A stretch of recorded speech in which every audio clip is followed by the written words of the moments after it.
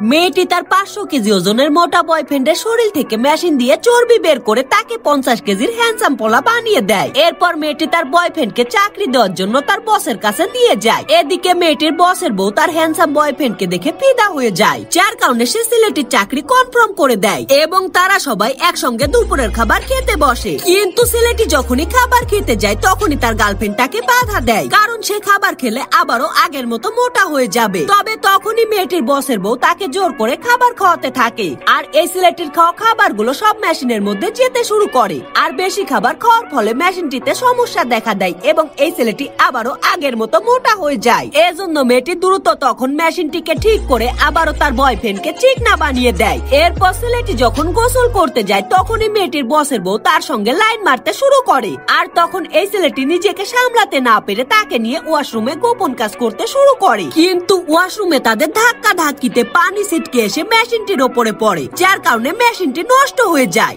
আর তখন এই ছেলেটি আবারও আগের মতো মোটা হয়ে যায় এবং তখন ছেলেটির গার্লফ্রেন্ড ও তার বস তাদেরকে এই অবস্থায় দেখে ওয়াশরুম থেকে বের করে দেয় এবং তারা একে অপরের দিকে তাকিয়ে একে অপরকে ভালোবেসে ফেলে।